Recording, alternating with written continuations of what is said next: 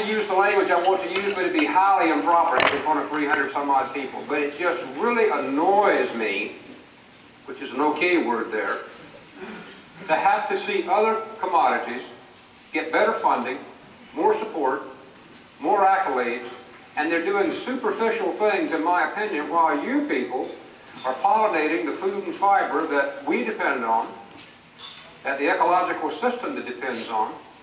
But because our insects sting, and because we kind of come across as being different, I think we have to spend more time swimming upstream to explain ourselves and why we're doing what we're doing. This ambience that I'm trying to discuss with you is more along the line of why beekeeping, what's going on. If I see you next week and I ask you what was the one point out of all that rambling, nonsensical discussion you gave those people, what was the one point you remember? I would like for it to be this. Beekeeping has changed. But beekeeping has always been changing. This is nothing new.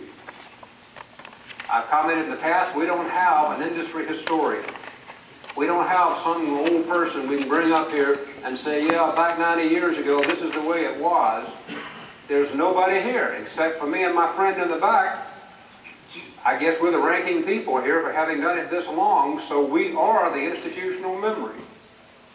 So consequently, it's hard to go back far enough and say, yep, when I first came to beekeeping, and this is basically true, you could buy a queen for $1.50.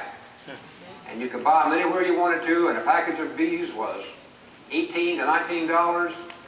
And I think of these prices now, and I feel like my granddad.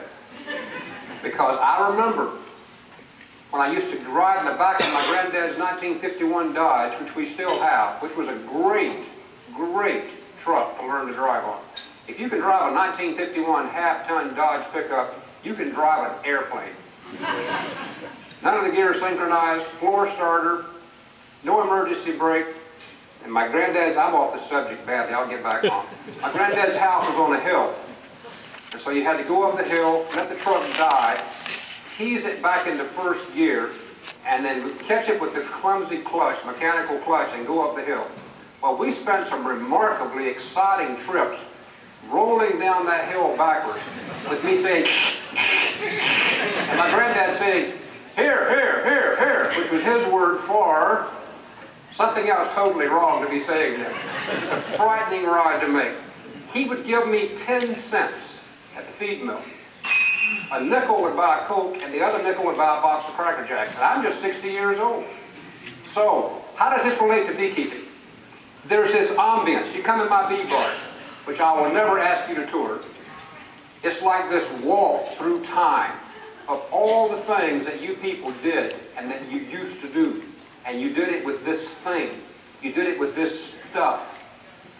And people like me become walking reservoirs of what this stuff is. We put some of it in the museum for you. Don't drop in on us. Give us a call. We do have a little museum area up there that we show, but we don't have any staff to run it. So, we have all this stuff that comes along. My point today is beekeeping has always been changing. The issues that we're having with CCD, you mentioned me working with Auburn.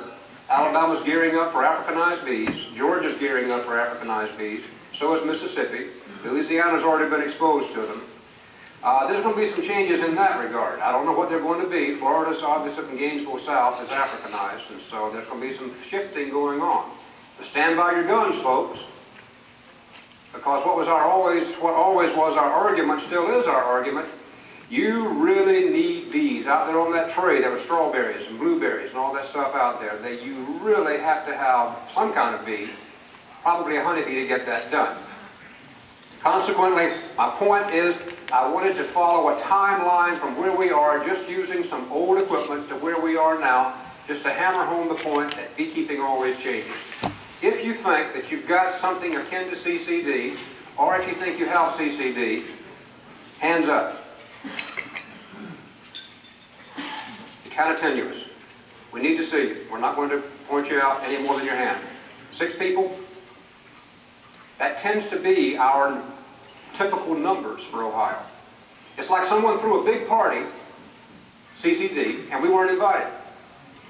because we have not had these horrendous die-offs that were directly attributable to what we think describes CCD.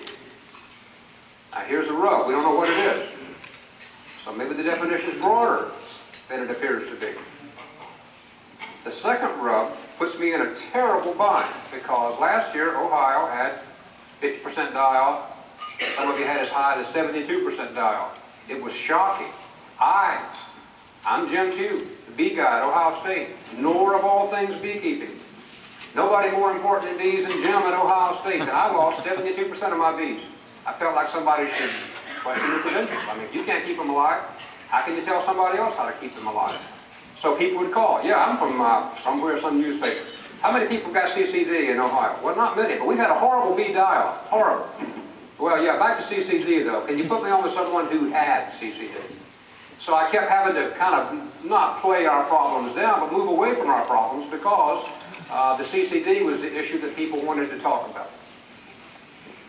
What you folks have done, people like me, I can only speak to you with authority and confidence on what we know, what we can duplicate, a mode of action, a method of operation, a causative agent, something. And persistently, CCD eludes that. And I've noticed, like you hit me with a board, that if you give a populace an unanswered question, then they fill in the blank themselves with whatever floats their boat. And then it's your job to explain why their answer is correct. You folks put me in a horrible bind. If you don't like GMO plants, then that's the exact cause for CCD. It's crystal clear to some of you. You don't like environmental